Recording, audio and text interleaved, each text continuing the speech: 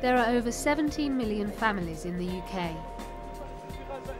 and 20,000 parenting practitioners working to support them.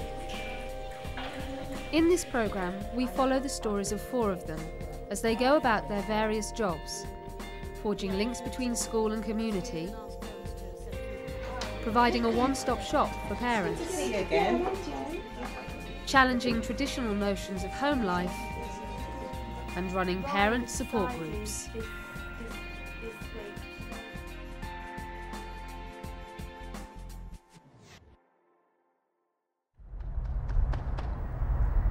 At Woodlands Junior School in East London, it's the start of another busy day for Ghazala, the school's parent support advisor. Good morning. This morning, some parents are coming in to meet the school's governors. This is for the parents to find out what the role of the governor is in school. At the moment, we do have a vacancy of a parent governor, and if they think that that's what they would like to do, then they can apply for it.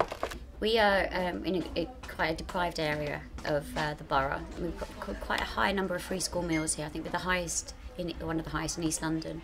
And we have lots of challenges in terms of getting people to kind of participate and sort of the connection between the community and the school. I'm Mike Lane, I'm the head teacher here. The government started a pilot scheme for parent support advisors in 2006. The aim being to strengthen the relationship between school and parents. I'm the parent support advisor. I'm addressing the governors because I'm here to support the parents. I'm here for them in school. Ghazala's role also takes in work outside the school, organising parenting classes. We're going to the polyclinic, and we've arranged a parenting class over there. It's parenting, communication. Despite the funding for classes, getting parents to attend isn't easy. Thank you. Parenting is very stigmatized, and when I first started as a parent support advisor, I organized parenting class in our school, and I actually invited parents, stood in the playground and just asked them what they think about it, and the response was, what do you think? I'm not a good parent. What are you trying to tell me? It's difficult for parents to comprehend that parenting actually is communication, unless you actually talk to them and explain it to them. The parenting course that Ghazala has helped organise is in its final week. What we're looking at is things that we've talked about over the last 5 weeks. The first one I picked up was nurture yourself, make time for you, take time to recharge your batteries. I think that's really important, and that's been an important lesson for me because I never used to look after myself. I've chosen being assertive. That's important because you are encouraging your children to be positive. I've got another one. We all need to take time out sometimes to calm down. What I do to her, I say count to 10 your favourite cartoon characters. Yeah. And that's what you do in yoga as well. You count when you do certain things. And it's helped because then she ends up laughing because she knows that mummy's tricking me. Yeah. I'd noticed on the breakfast television in the morning they were talking about parenting classes, but it was very negative. It was all about, oh, the government's trying to create more of a nanny state, and the government's telling us this, now they're telling us how to rear our children. Parents think they're going to be told how to be parents, when all it really is a good old sounding board for parents. For me, it was brilliant. People were dealing with problems and they were quite surprised when they heard there was another way of dealing with it. Really, I really think it's invaluable and people should give it a go. We've got Mrs. Navade here who's really friendly, really supportive, interacts, but sometimes the teachers, they don't interact with the parents. And then the parents feel really isolated and they feel they can't trust the teachers and they can't speak to the teachers. For a child to achieve, it's a partnership with the parent and the school. And unless we involve the parents, we cannot work with the child on our own. And my role as a parent support advisor is, I call it a bridge between the school and the parent, because teachers don't have so much time for the parents. During the pilot, 20 local authorities were involved, but now over 10,000 schools have PSAs, and the government has decided to expand the scheme nationwide. When you've got parents inside, the children are completely different, because that passion for learning, that if the parents have that's reflected in the child's attitude and towards learning. It's 1 week to go until the Christmas fair, and tonight Ghazala is chairing the last after-school planning meeting before the big day. You've seen the poster that Farhana's created. She's coming to the meeting. She just found that she's running a bit late. Today we need to allocate who's going to run which stall. Okay. I'll do the tombola for you. Okay, so... The Parents' Association is still small at Woodlands, and getting volunteers isn't easy. Can I ask you to be at the food stall? Because parents can have bad memories of school. He can do the lucky dip. So a vital part of Ghazala's job is helping overcome this obstacle. It's Friday evening and school is finishing for the week, but Ghazala has one more errand before she goes home. I work with a selective mute child, and she's in year 5. She doesn't talk in school, whereas at home she's fine. She talks with her parents, other children. She's fine outside. As soon as she walks into the gate, she doesn't say a word. So I've been working with her for the past couple of months, some sessions in school, and I've done quite a few sessions at home as well. So I think these are the 2 books I'm going to take with me tonight. She speaks Urdu, I speak Urdu and Punjabi, Hindi, and I can communicate with people who speak Bengali and Gujarati as well. Assalamu alaikum. Kaise? Can you read this Urdu word? What do you call it, shoe in Urdu? Juta. है ना? Juta. If I read in Urdu, would you be able to follow it with your finger? Would you be able to do that? Okay, let's read this. मैं तेज और बहुत अच्छा चलती हूँ. Come on, and then you follow it now. जब के, put your finger on the word so that I know that you can. Neha suffers from an anxiety disorder called selective mutism. Although she feels comfortable speaking at home, in the social context of school she is unable to talk. And fantastic when I'm not stuck in traffic. We'll both make a family tree, right? This one? Ghazala hopes that by visiting her at home with her family, she'll be able to encourage her to speak. Do you want to write down their names? It's very draining work because obviously, you know, I'm the one who's talking all the time with her. But I'm sure, you know, one day she will start speaking, and I think that's what I'm waiting for. All right, Neha, I'm going to go now. Okay, Jilla Hafiz.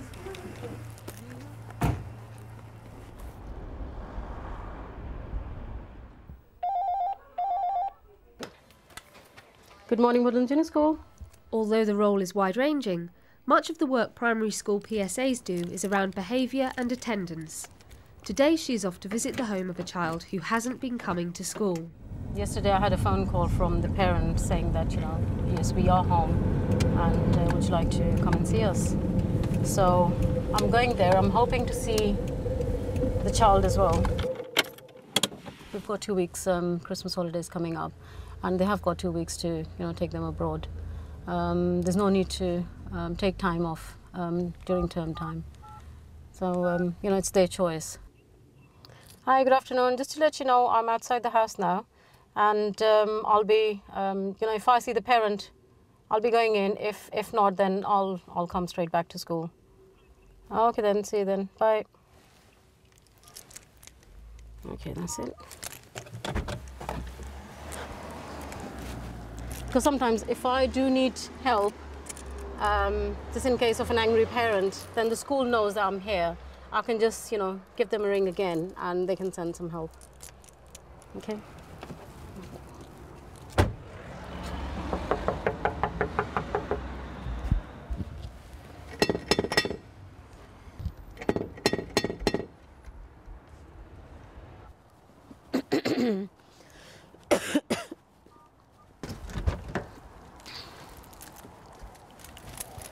Okay, they're not home, and I presume that they're not in the country. So I'm just going, I've left my card for them and I'm just going back to school now. I found school that I'm coming back. And I will try to ring the parent again. If not, then we'll just wait for 10 days and on the 11th day we'll just take the child's name off roll. Ghazala was a teaching assistant, a very, very good teaching assistant, and an opportunity came up from the authority to actually join the pilot scheme that was across the country. Ghazala applied for it, which we're very pleased about. We had an interview and she got the job. And she's just sort of woven her way into everything through the school. And because she obviously speaks the community languages, the parents, will come to her. And to the time the pilot ran out and the money was withdrawn, it was very, very hard to actually let her go. It would be easier, isn't it? She works with the families whose children find it difficult to get to school. I mean, she's even been known to go out and buy an alarm clock and things like that for them. We need a chair for the Santa. It just makes life easier all round to have somebody who's that very, very involved with the parents.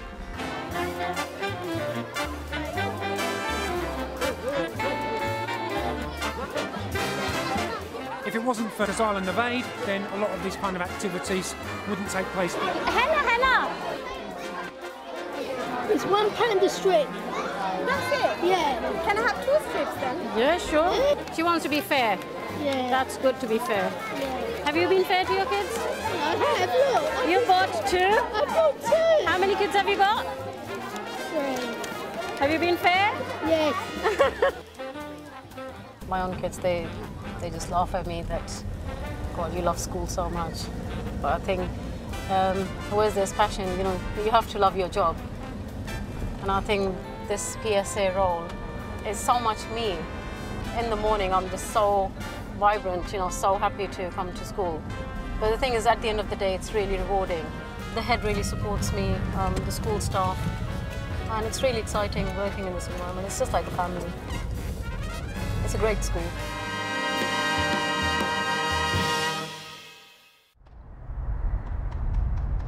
Just down the road in Barking at Eastbury Comprehensive School, the parent support advisor is Stavey Primus. At the start of every day, her main task is combating absenteeism. Attendance is usually one of the triggers that you notice that give the indicators of something's not right. I think you do need the stick and the carrot. Sometimes what you do need is that letter that says, do you realise that if your child is not in education, it is your responsibility? The threat of prosecution means that they can sit up, but also you still got me there saying, okay, is there anything that I can physically do, practically do to support you in managing anything else that's interfering with your ability to support your child in being at school? Stavey has been in post for 7 months, but is actually employed by an outside charity, not the school.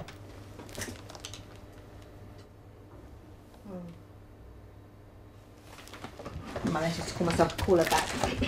She believes this helps her maintain a neutral position between teachers and parents.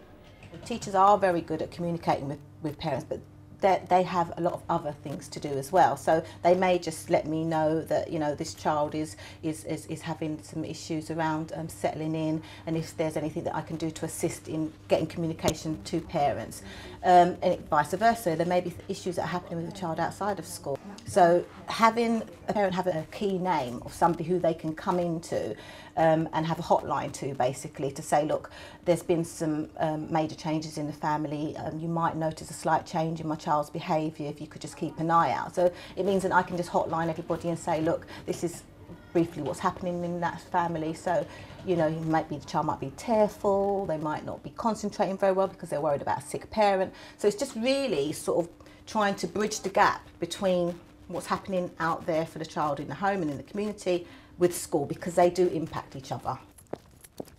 As parents rarely accompany their children to secondary school, a large part of Stavey's job is outreach work and finding appropriate service providers. On my caseload, at least anyway, a lot of the young boys have absent fathers, and so there isn't that sort of strong male role model around, and oftentimes they're not really sure about making the link between education and their future. This morning, Stavey is off to meet someone who might be able to help. We are going to an organisation called The Vibe, but it's actually an offshoot is called Link Up, which is a mentoring programme that Barking and Dagenham are supporting, and it's specifically for young people who are at risk of being not in education or employment or training. Our role is to recruit members of the public, and we train them to be volunteer mentors to young people, working with them on a one-to-one basis. Okay, and I take it, because obviously one of the things is, obviously they're going to be checked and so forth, aren't they? All CRB, aren't they? Really? Yeah, they all have CRB enhanced disclosures. Yeah. If I've got a young person who's 13 years old, and he or her attendance is sort of like around about the 50%, mum is illiterate, she can't read or write, he's struggling with his homework, and he finds it difficult to mix with people, so he's a bit of a loner. If I was to refer somebody like that, could you tell me how you might be able to support, or if at all? Yeah, well, what we would hope to do is work in tandem with other services that are available. And for a young person such as the one you've described, I would imagine that a common assessment framework should have been done with them. Yeah. And then that would bring together not only ourselves but other professionals that could support that young person and the family. So we could be looking at family support workers or whatever. We would be looking at providing that young person with a male mentor, and we would try to match them with some sort of commonality there. So there would be some sort of common ground. Either it could be something to do with their background, something they're interested in doing. That sounds good. Some sort of skill that the mentor already has that he could give to that young person. Mentors are a significant adult role model outside of the family. They're not meant to replace parents in any way, and by using people that have got lots of experiences in their lives, just being ordinary people in today's society helps the young people to draw on those experiences and move forward with their own lives. We do have a leaflet for young people. That's this one. Oh, brilliant. And it doesn't look like it's very informative on the front, that's just the contact details, but on the back it gives quite a lot of information to the young person about what a mentor is, because lots of young people don't always understand. To have somebody that's actually taking time out of their own life to volunteer, to spend time with you, to be interested in your life, that really has a positive impact on them and makes them understand that there are people that care about their future, and also gives them that feeling that they also should care about their future. That would be really useful, because that can actually help when I'm talking to them. Can I take some of those? Yes, of course. I've got a few there for you. I can always send you some more if you need them. There are so many agencies, as you see the amount of agencies that I have to work with, and oftentimes parents don't know where to start. Having a parent support advisor means that they've got a focal point, one person that they can constantly refer back to. So if they need support in accessing a head of year, they know who to call. If they need support in managing their debts, they know who to call. If they want to go back to employment, they've got one access point. And it's my job to be fully aware of what services are available within the borough, which is why I make links personally with them, so that I can be the best referrer, the best source of information for my parents to get the support what they need, whatever, regardless of what it is. Back at Eastbury, Stavey has a visit from a mum whose son has some personal problems, which are preventing him from coming into school. Do you want a cup of tea or coffee, you think, Tracy? No, thank you, I'm fine. Oh, okay, really good. Oh, well, how is Tommy? Because Tommy, he's been having difficulties in adjusting into school at the moment, and we looked at getting him into the support centre, Erkham Ward Centre.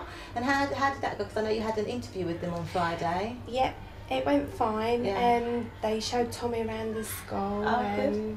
He is a bit anxious still, because after all that's why he's going there. My child started Eastbury School.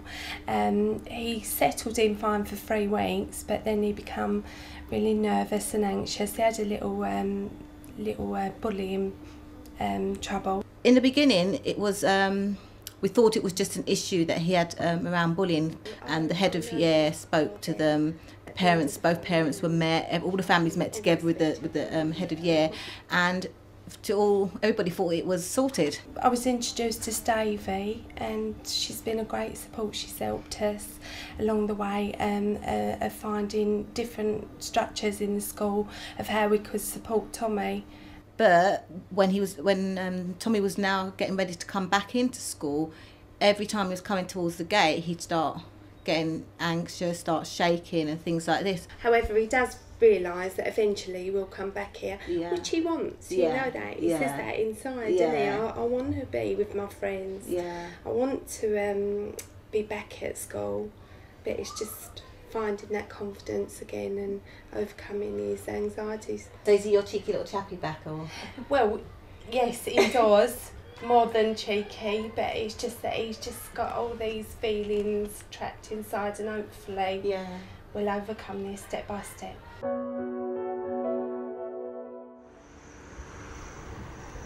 Arifa Naeem works for Family Action in Slough. In her role as family support worker, she's involved in a unique project to provide parenting support to Slough's large Muslim community. The project aims to help integrate Muslim parents into multicultural Britain, while respecting their cultural and religious heritage.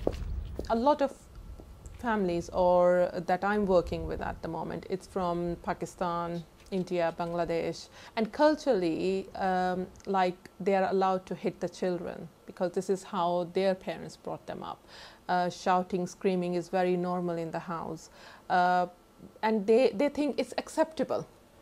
And some of them were thinking it's also acceptable because they are the parents, they have the right, even religiously they have the right over the children. They have to always, the children's right is that they always have to respect and obey the parents. When we start doing the research, we found that, you know, in Islam there are so many children's rights.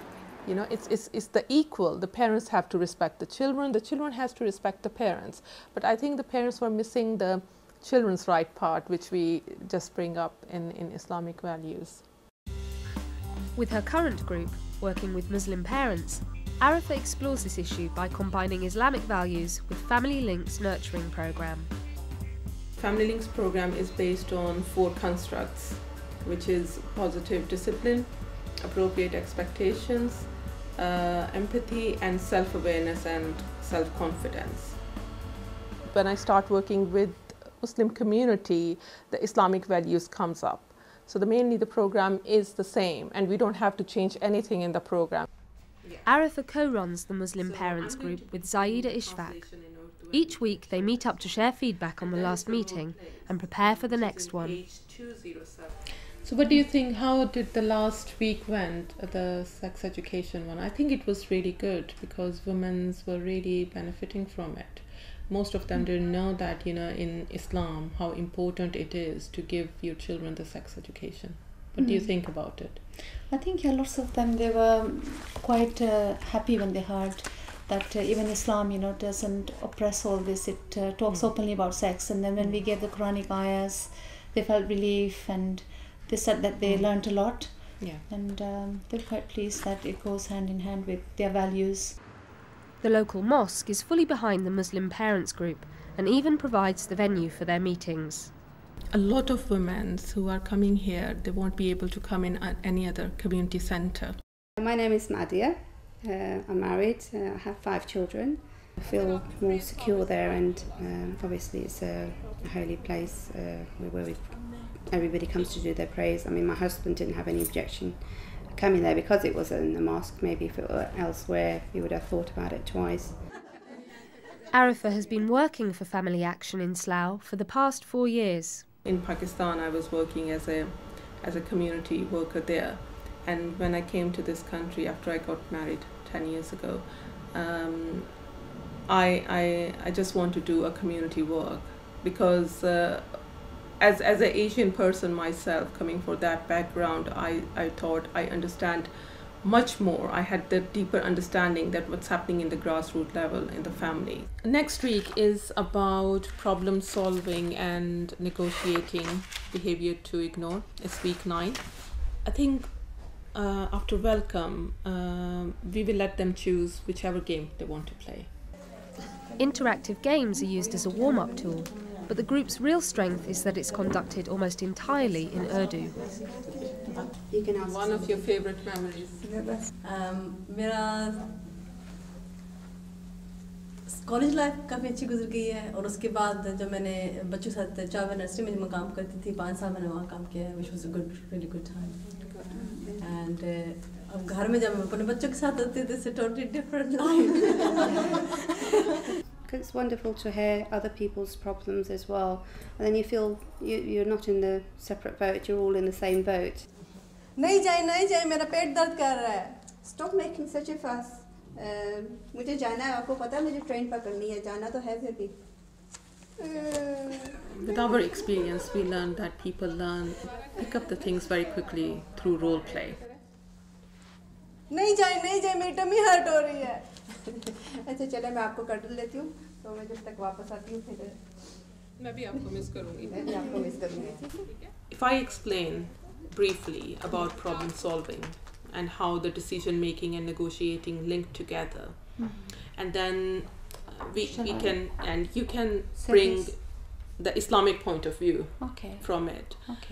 अल्लाह ताला फरमाते हैं सूरत आल इमरान में है 159, तो उनको माफ़ करो, दरगुजर करो और उनके लिए अल्लाह से माफ़ी तलब करो और उनसे मशवरा करो जो तुम्हारे मामलात हैं उनके बारे में. और जब तुम कोई राय पे कोई जगह पे पहुंच जाओ, कोई समझ पे पहुंच जाओ, फिर तुम अल्लाह पे अपना यकीन डाल दो और अल्लाह पे तवक्कल करो, क्योंकि अल्लाह तवक्कल करने वालों को बहुत पसंद करता है. ठीक है, मतलब मेनली वही है कि आपने नेगोशिएट करना है और मसलहत से काम लेना है.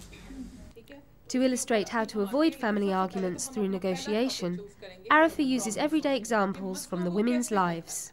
I mean, all of them are from Pakistan. And I'm from Pakistan, so we know that in negotiating, going to the markets, we have to use this skill all the time.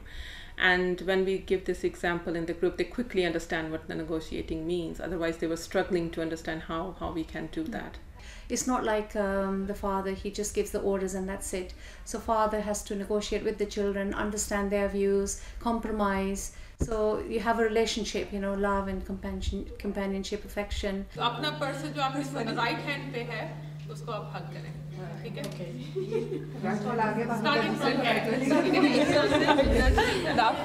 It's just more about, you know, love, affection, and coming closer to each other.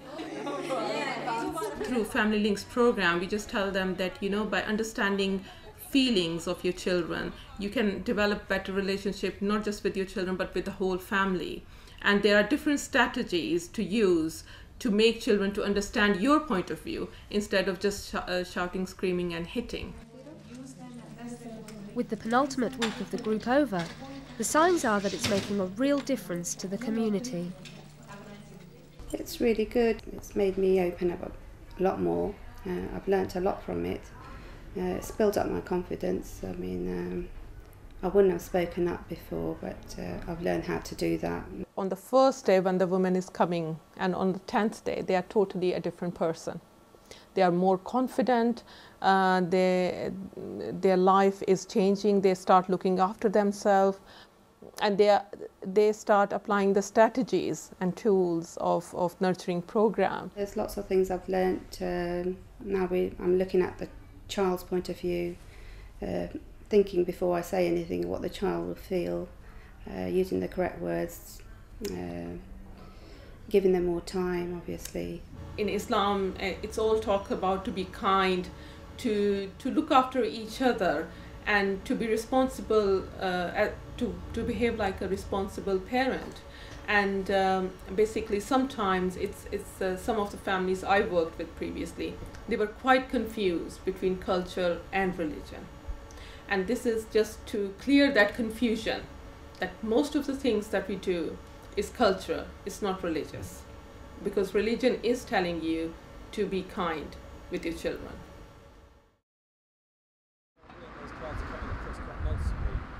Over at the Thornton Road Family Centre in Sutton, the aim is also to do the best for our children. The centre is located in a converted house and provides a range of parenting and childcare services. Angela Goodwin is the parenting coordinator and health lead at Thornton Road. New in post, she's eager to do well and keen to make a big impression. This building's been here for quite some time. Before we were the Early Intervention Prevention Service, we ran groups from here before.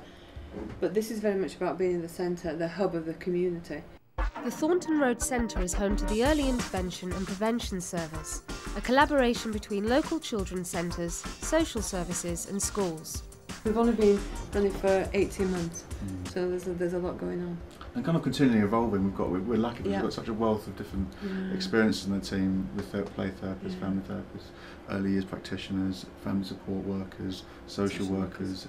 You know, there's a lot of scope for really thinking about families' needs and how we can approach them maybe slightly differently. Yeah, it's another tool in the toolkit, isn't it? In her role as parenting coordinator, Angela's primarily involved with a programme imported from America called Incredible Years.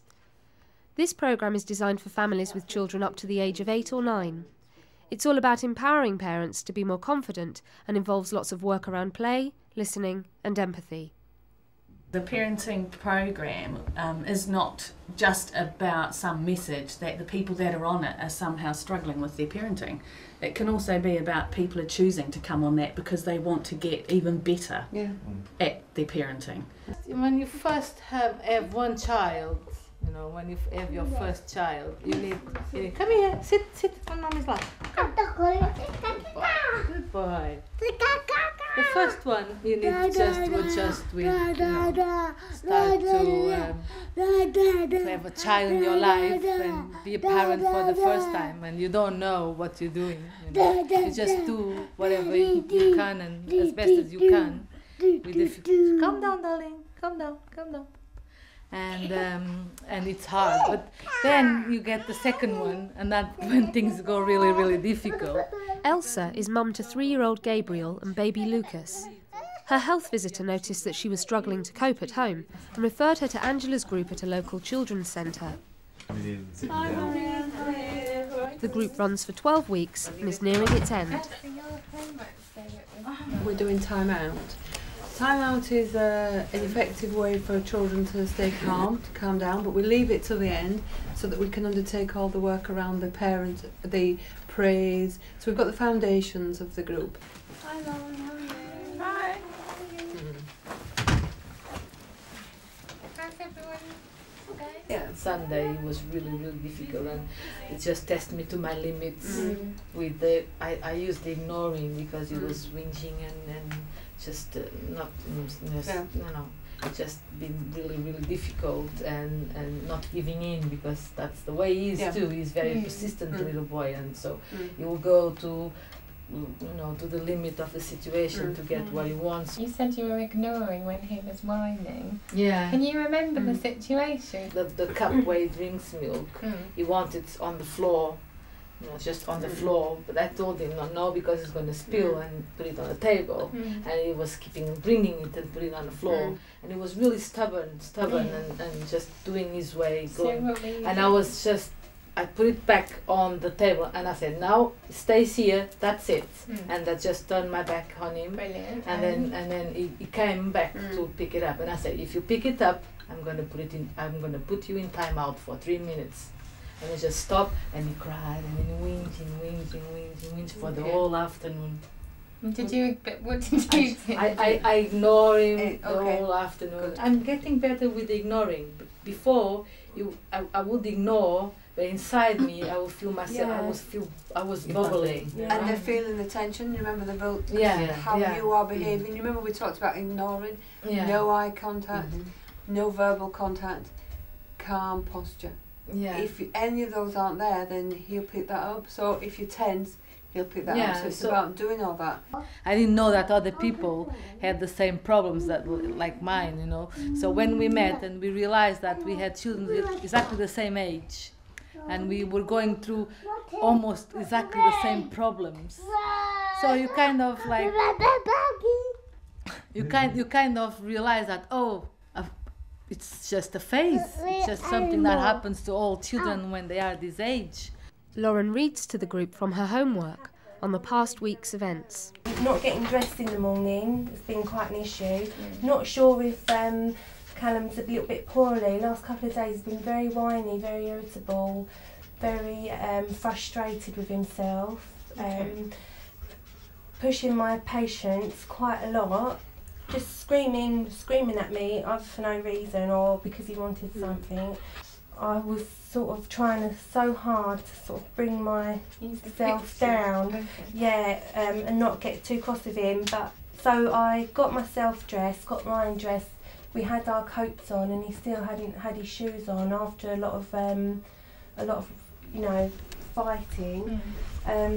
And we waited by the front door. We sort of waited by the front door and watched the rain, watched the other children going to school while Callum was sort of rolling around screaming.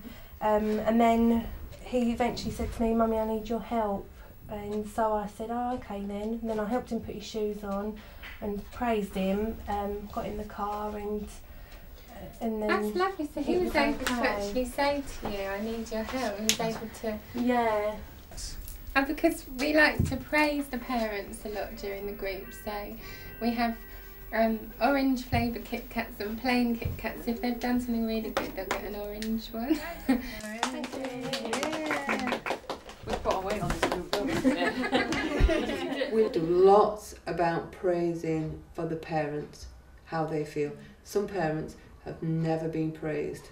I used to sort of get a tight chest, so I used to panic, I used to shake. Going outside, it would be a nightmare. I'd think, "Oh, I just don't want to go, I just don't want to go anywhere." It was just like shopping or getting in and out of the car, getting dressed, just everyday things that it was like deja vu every day. And 9 times out of 10, it was always me that got hurt through sort of waving arms and legs flying about. It's about giving them tools to be able to parent confidently. That's the important thing. That's really, really important. I can stand there and tell parents what to do. They're not going to take any notice of me. It's for them to make the decision to change, and they do, and they love it. And you can actually see the way they change during the group. It's fantastic. It's Angela and Hannah and Zoe, and also with Elsa and other people in the group. You know, they make you feel like you belong. And also what it is it's like very informal, so you don't feel like you're put on the spot or anything. Like if you don't want to say anything, you don't have to say anything. We had a bit of a stamping the feet at the traffic lights, because what happened was when we get to the traffic lights, it's always a race between Georgie and Sophie, who wants actually to press the button. The thing is, everybody's got different experiences and different ways of coping with different strategies. And what I like about the group is that we all share, and we all take it in turns to say anything. And you know, if for one person, it might well for another person, isn't it? So I never felt it wasn't for me. It's very, very important to start the parenting groups as soon as possible and to get confident and to normalise parenting. It's learning how limits set in and time barriers, and you know how important different situations are, like with behaviour, and how to sort of focus on the positive and not always on the negative, because you can, you know, when you're having a bad day, have lots of negative issues, but then you have to see things outside the box basically. Yeah, and there's no tears, it's all fake tears. Don't forget, it will get worse before it gets better. Yeah. We said that, didn't we? You know, it's a new thing that's happening. Why isn't Mummy listening to me? Why isn't she responding to me? And you're not doing that, because if you're turning away, you've got the ignoring, and that's something different. So it will. It's not about that he's in pain or he's in distress. He just wants your attention. Yeah. Well, I've learned a lot of techniques to manage my child behavior, and I have learned to control myself, because that's sometimes the problem too. The group's over, but Angela's day isn't. She pays a visit to Rushy Meadow Primary to see if she can persuade the Senko, Sue Hennessy, to start a parenting group at the school. Main things is to ensure that the venue is suitable. Beautiful kitchen as well, because we like to use the kitchen. To ensure that there's the time. This is a lovely venue. Excellent. So make sure it fits around the time that the building's open. Make sure it's comfortable for the parents and for the children. For example, the creche isn't too far away. So what we can do is we can separate it, and the children can be on one half and we can be on the other. We provide the creche. Right. So we'll provide the creche. We'll provide all the paperwork that's required, and the refreshments, and obviously the staff. Lots of parents, if they have to take children to outside agencies, we get we find they've been discharged because they've not attended, because it's difficult for them to get there. You know, if they've got buggies, they haven't got cars, and getting on buses and things like that. So we're hoping that because it's on site, we'll have a much better attendance. Being a parent is never easy. As much as you can say, it's never easy. Some kids are easier than the others, it's true, but there will always be a moment that you're going to have doubts and you're going to have worries, and you're going to maybe not to know what to do. So I think parenting courses, they are really, really useful, and I reckon that everybody should attend one.